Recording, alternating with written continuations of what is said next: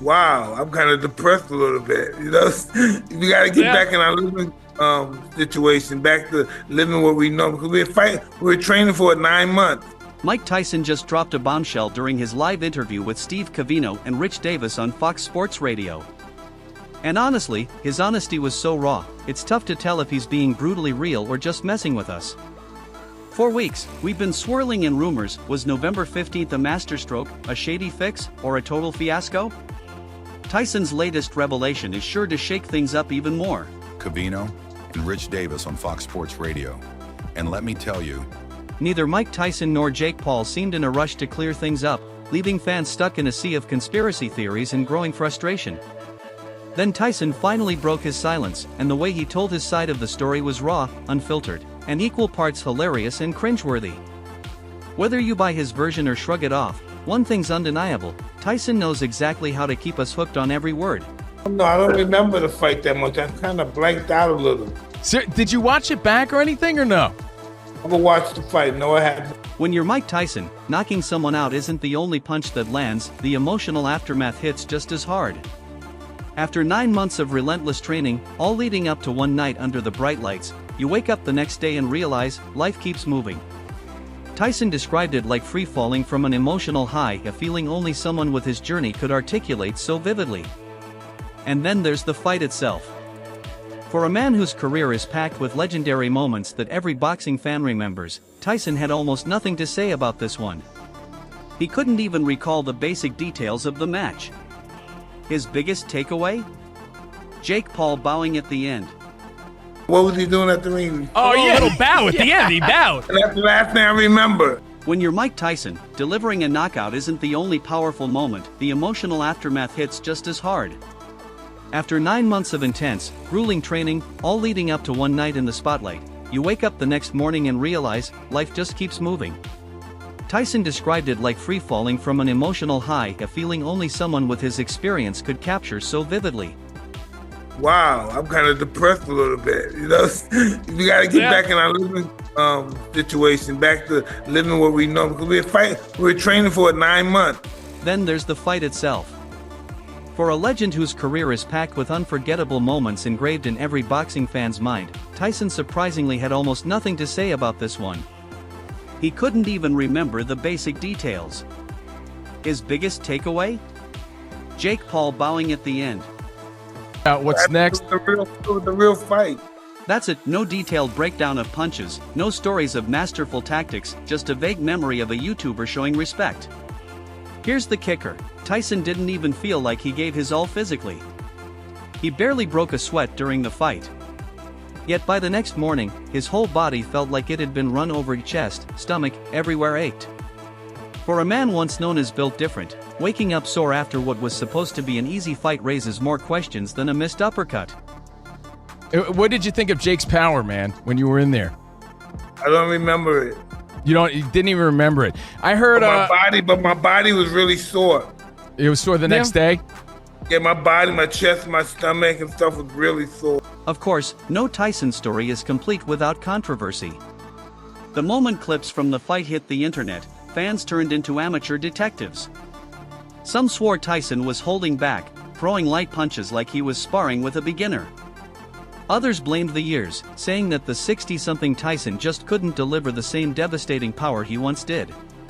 Clips where, like, you're holding back a right-hand punch, in my opinion as a fan, to not be exposed so that you don't get hit. Is that what was happening in that clip, or you don't even know? What was happening? You have to show me. I was just, listen, know what I remember?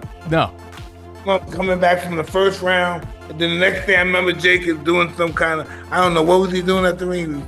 Some people swore the whole thing was staged, a carefully crafted drama to keep the Jake Paul saga buzzing. Tyson? He just shrugged it off. He even admitted on live radio that he barely remembers the fight. Could be adrenaline, nerves, or decades of punishment to the head, who knows? But the fact that Tyson himself can't really explain it only fans the flames of the conspiracy theories. Not at all. Listen, I wouldn't have realized any of it if it went 3-minute round. I didn't realize it. And get this, over 108 million people tuned in to watch Mike Tyson's latest spectacle, proving once again that this guy could draw a massive crowd even if he was just waiting in line at the grocery store. After I woke up, I told my wife, why did I do that? I don't know. I just don't know what the hell goes on. And what was her response? Like, what was your family's response to everything? They were just supportive. Even Tyson's family got a front row seat to this tidal wave of public adoration. Imagine being one of his kids, growing up with dad as the guy who tells you to finish your veggies, then suddenly seeing millions of people chanting his name. Tyson called it surreal for his family to experience. For years, he kept his boxing life separate from home, but this fight blurred those lines completely. Yeah, I am happy my family saw that. But we don't normally go around and talk about me fighting and stuff. I say I'm a fight, and then they say, Dad's gonna fight. It wasn't just a sporting event, it was a chance for his loved ones to truly feel the bond he shares with his fans. For Tyson, watching his kids soak in that love was deeply moving, well, as moving as it gets for a man whose life has been a wild mix of triumph and turmoil. What we were talking about, that fight was such a big ascender. We were so up and high. We were so excited. The fight's over, boom. Wow, I'm kind of depressed a little bit. We got to get back in our living situation, back to living what we know, because we're fighting. But this is boxing, and it's Mike Tyson, so nothing ever ends on a purely wholesome note. The feel-good moment lasted all of 5 seconds before the internet did what it does best, unleashed a storm of controversy. As soon as the final bell rang, accusations of rigging flooded in like clockwork. A viral clip of Tyson seemingly holding back punches spread faster than any meme, turning everyone into an armchair detective. Was Tyson protecting Jake Paul? Was this some scripted WWE-style drama? Or just Tyson being Tyson? The theories kept coming, and the debate was just as fiery as the fight itself. Jake Paul's promo team wasn't having it, they fired back hard, calling the claims insulting and reminding everyone the fight was fully sanctioned and followed all professional boxing rules. They even threw some shade, accusing critics of undermining the hard work both fighters put in. But here's the thing, boxing fans are nothing if not relentless. They have to be trained. Now, Mike, Jake punches hard. He does, I know. He's a big dude, man. Mine hurts so bad. Then, in classic Tyson style, he poured gasoline on the fire during his post-fight interview. When asked about the moments fans found suspicious, he just shrugged and said he had no clue what they were talking about. Combine that with his earlier admission of barely remembering the fight, and you've got the perfect recipe for peak internet speculation. Was he just being brutally honest, or was he dodging the tough questions? That uncertainty only made the whole drama even juicier. At 58 to do it, finally. I don't know. The fight, Jake. We were talking about it for years. Let's do it. But Tyson didn't let the drama slow him down. Instead, he flipped the script and built a whole new empire, starting with his cannabis brand, Tyson 2.0. And seriously, you've got to admire the genius of this move.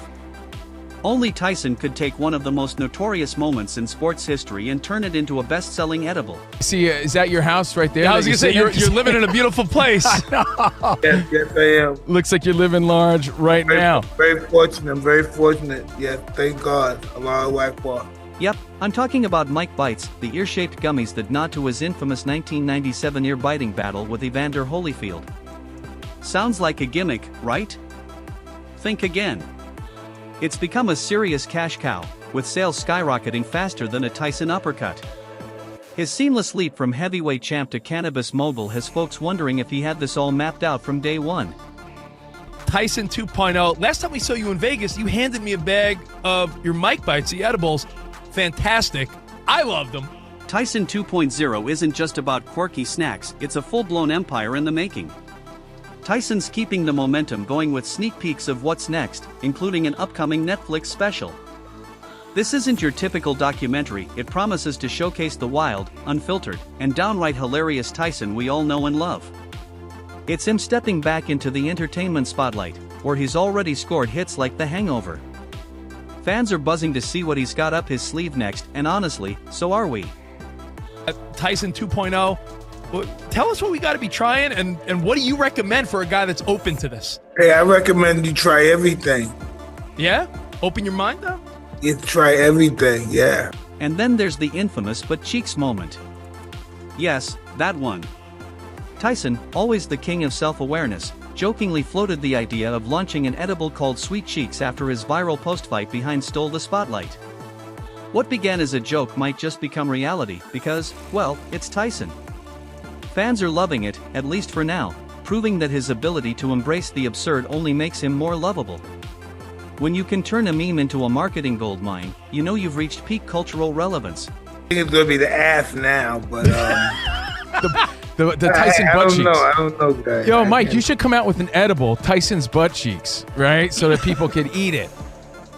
Oh, I like that. You one. like that? Tyson's cheeks. Eh? Oh, sweet cheek. Yo, Tyson's sweet cheeks. I can see it now. you know what? Mike Tyson isn't solely focused on business, he remains deeply connected to the sport that cemented his legendary status.